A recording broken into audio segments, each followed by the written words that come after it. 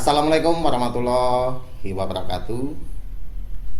Jadi pada video kali ini kita akan membahas kembali tentang kelakuan tetangga kita, kaum 153, kaum istimewa.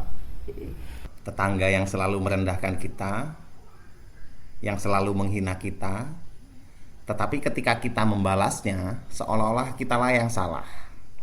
Nah, dimana kita saat ini, kalau misalnya kita membahas tentang Melayu, itu konotasinya adalah Malaysia. Makanya ketika bahasa Indonesia itu induknya adalah bahasa Melayu, itu seolah-olah Malaysia lah yang punya kuasa, seolah-olah Malaysia itu punya hak untuk mengatur bahasa Indonesia, seolah-olah Malaysia itu punya hak untuk mengubah nama bahasa Indonesia menjadi bahasa Melayu Indonesia. Nah, di video kali ini kita akan menanggapi satu orang anak muda dari Malaysia yang dikatakan cerdas oleh Sari Ting-Ting dan kawan-kawannya, yang sebetulnya ingin menegaskan kepada kita bahwa bahasa Indonesia itu nggak ada. Oke, sebelum kita tanggapi, kita simak dulu videonya.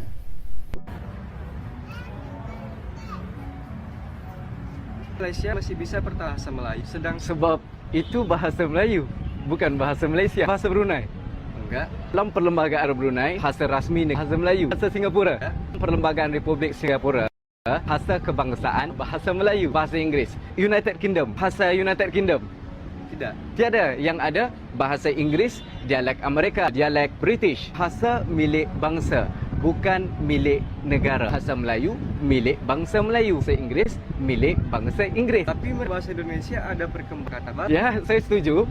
Tapi kita harus tahu fonologi, tata bahasa, hafal kosakata. Proses ni mustahil untuk siap dalam masa kurang satu abad. Abad ke-7 bahasa Melayu sudah ada. Seawal abad 16 menjadi bahasa lingua franca. Malaysia pun belum merdeka. Mana mungkin kalau nak tukar kepada bahasa Malaysia? Semua bahasa di dunia ni usianya lebih 100 tahun. Kecuali bahasa Indonesia. 280 juta kan? Ya. Kemudian ada 1340 suku bangsa. Kenapa bahasa Indonesia menjadi simbol perpaduan? Rakyat Malaysia sendiri bangga dengan usaha Indonesia. Tapi Usman Awang, Raja Ali Haji, wali bahasa saya, Noam Chomsky, linguistik dunia, mereka ni menekankan satu bahasa itu akan dipanggil apabila sudah lama diguna dari satu generasi ke generasi. Jadi ayuh tutup sengketa. Terima kasih. Oke, itu sudah kita simak sama-sama. Jadi alasannya klasik, sama dengan sebelum-sebelumnya, bahwa di Australia itu nggak ada bahasa Australia, di Amerika itu nggak ada bahasa Amerika, yang ada bahasa Inggris. Nah, seharusnya mungkin maksudnya Malaysia itu seharusnya Indonesia itu juga nggak boleh menggunakan nama bahasa Indonesia, harus ada Melayunya, supaya Malaysia itu bisa mengklaim bahwa itu keberhasilan Malaysia dalam mengembangkan bahasa Melayu. Tujuannya itu. Nah, kemudian nggak ada bahasa Malaysia katanya. Sekarang kita tanya balik ke anak satu ini. Kalau memang nggak ada bahasa Malaysia, lalu kenapa Malaysia itu pada tahun 86 itu mengubah nama bahasanya menjadi bahasa Melayu yang sebelumnya bahasa Malaysia. Kemudian pada tahun 2007 itu dibalik lagi menjadi bahasa Malaysia. 2015 kalau nggak salah, itu balik lagi menjadi bahasa Melayu. Artinya apa? Itu negara kamu itu pelin-pelan. Jadi bahasa Malaysia diubah lagi menjadi bahasa Melayu, balik lagi menjadi bahasa Malaysia, dikembalikan lagi menjadi bahasa Melayu. Nah, tadi anak ini mengatakan kalau di Malaysia itu nggak ada bahasa Malaysia, di Brunei itu bahasa Melayu, di Singapura itu bahasa Melayu, dan maksudnya mungkin hanya Indonesia yang mengubah namanya menjadi bahasa Indonesia. Ini sama dengan apa yang disampaikan oleh para profesornya, profesor Malaysia yang selalu mengatakan Indonesia itu ada bahasa ke? Mana ada? Nah kan, kami bertutur bahasa Indonesia Pak. Mana ada bahasa Indonesia? Nah, sekarang kita tanya balik kepada orang Malaysia. Di Semenanjung, Semenanjung Malaya, itu punya bahasa nggak? Malaya punya bahasa nggak? Malaysia punya bahasa nggak? Kemudian dari mana sih sebetulnya asal muasal dari bahasa Melayu itu? Nah, ini cikgu kamu yang akan menjawab. Sebetulnya Malaya atau Semenanjung atau Malaysia saat ini itu nggak punya bahasa di Nusantara ini. Semua bahasa itu ada di Indonesia. Kita simak videonya. Selepas rumpun ialah keluarga. Keluarga ialah bahasa yang berusia 2,500 tahun ke bawah. Dalam pelajaran ini, kita fokuskan kepada rumpun Austronesia, di mana dalam rumpun Austronesia ini terdapat 4 keluarga bahasa, iaitu Nusantara, Polinesia, Melanesia, Mikronesia.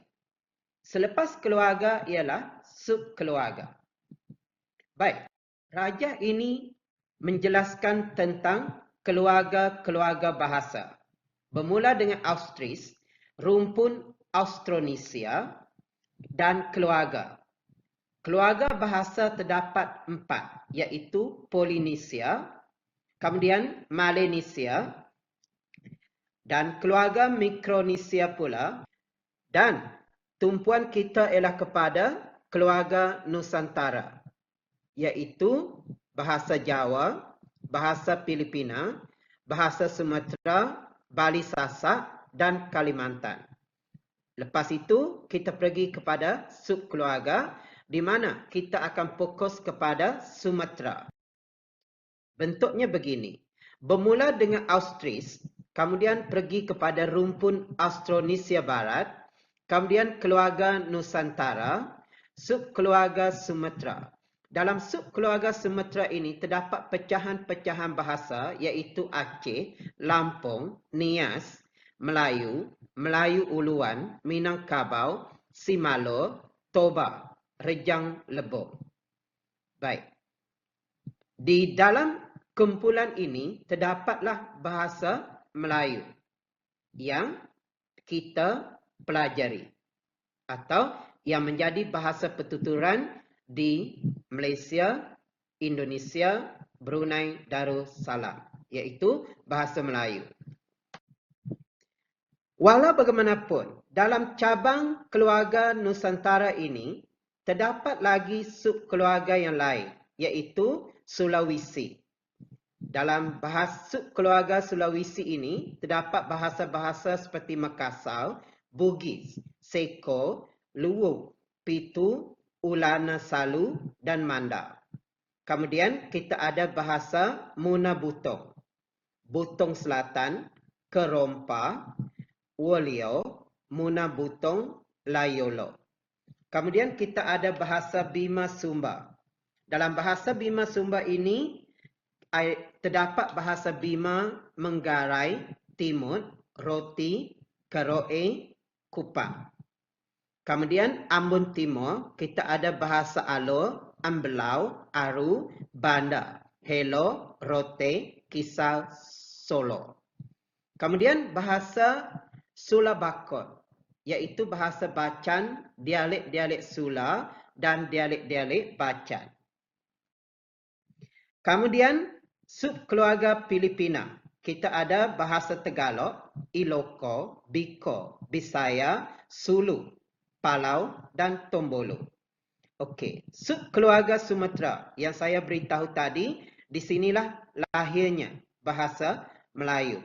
Terdapat bahasa-bahasa seperti bahasa Aceh, bahasa Minangkabau, Nias, Lampung, Batak, Orang Laut, Melayu, Rejang Lebong, Simalo dan Enggano.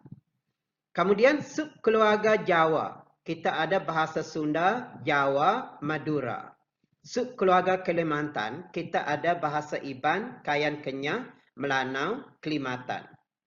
Kemudian subkeluarga Bali Sasak, kita ada bahasa Bali, bahasa Sasak, bahasa Sumbawa. Subkeluarga Gorontalo, kita ada bahasa Bulanga, Kaidipan, Gorontalo, dan Buo. Subkeluarga Tomini, kita ada Tomini, Toli-Toli, Tinombo, Umalasa, dan Dempelasa. Subkeluarga Toraja, kita ada bahasa Kaili, Varii, Otu, Pipikaro, Kulawi, dan Leboni. Subkeluarga Loenan, kita ada Belantak, Bangai, Bobongko, Loenan. Dan yang terakhir, subkeluarga Bungku Laki. Kita ada bahasa Bongku Mori, Laki, Laiui, Landawe, dan Mapote. Oke, itu jelas ya. Jadi Semenanjung itu nggak punya bahasa. Bahasa itu adanya di Sumatera, di Pulau Jawa, kemudian di Ternate dan sebagainya. Yang kesemuanya itu ada di Indonesia saat ini. Buktinya apa? Buktinya ada nggak? Ada. Ini dia. Kemudian, bahan bukti batu bersurat pada masa bahasa Melayu kuno terdapat 5 batu bersurat, iaitu batu bersurat Kedukan Bukit 683 Masihi, batu bersurat Talang Tua 684 Masihi, batu bersurat Kota Kapur dan batu bersurat Karang Berahi 686 Masihi, dan yang terakhir batu bersurat Ganda Suli yang dijumpai di Kedu, Jawa Tengah 823 Masihi. Ini ialah batu bersurat Kedukan Bukit yang dijumpai di Palembang. Batu bersurat ini merupakan bukti terawal penggunaan bahasa Melayu kuno dalam bentuk tulisan. Batu bersurat ini menggunakan huruf Falava yang berasal dari India Selatan. Kandungannya adalah mengenai kisah pelayaran seorang raja bersama dengan 20,000 orang tentera untuk mendapatkan kuasa sakti agar kerajaan Sriwijaya memperoleh kemakmuran. Batu bersurat kedua ialah batu bersurat Talang Tua Palembang. Batu bersurat ini juga menggunakan tulisan Falava. Kandungannya adalah tentang pembinaan sebuah taman oleh Raja Jayanasa dengan harapan tindakan baginda dapat memberikan kebahagiaan kepada semua makhluk.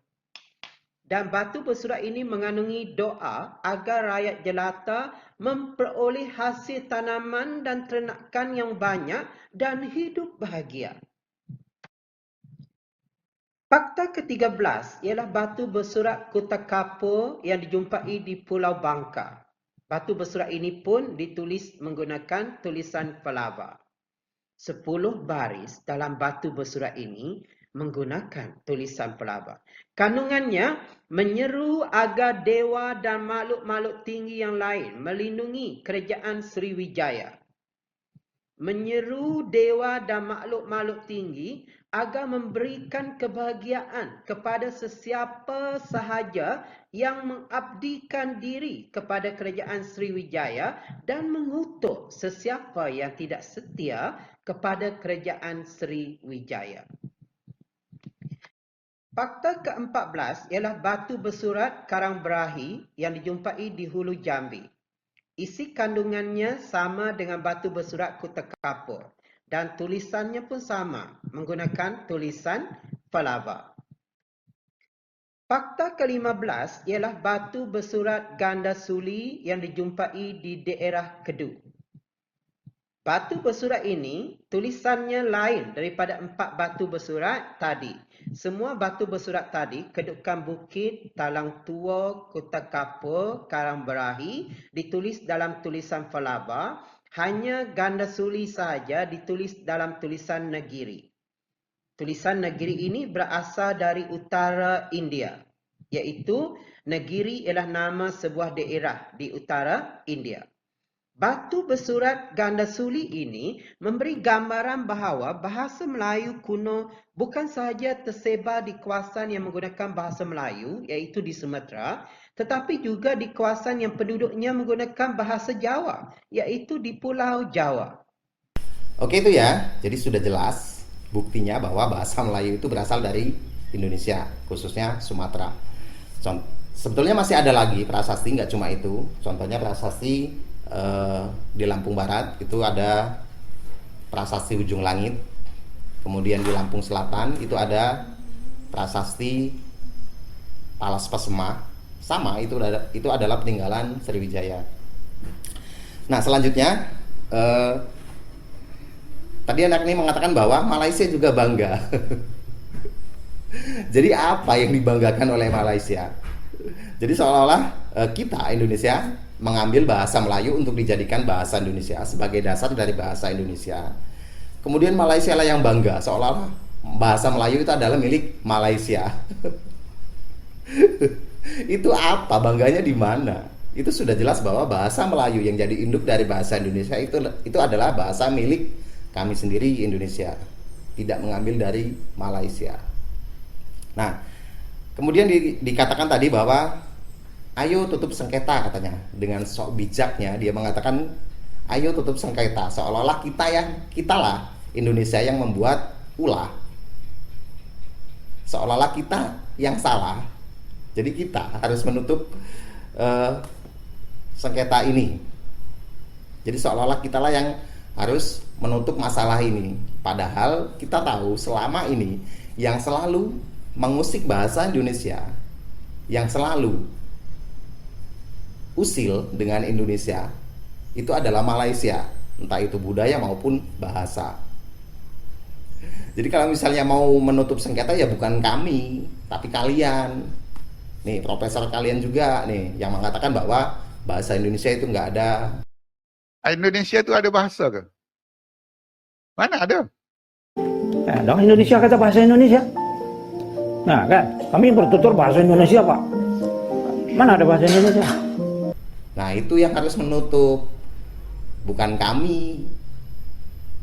Ya, Des ya, Malay Des. Oke, itu dulu untuk video kali ini. Terima kasih. Wassalamualaikum warahmatullahi wabarakatuh.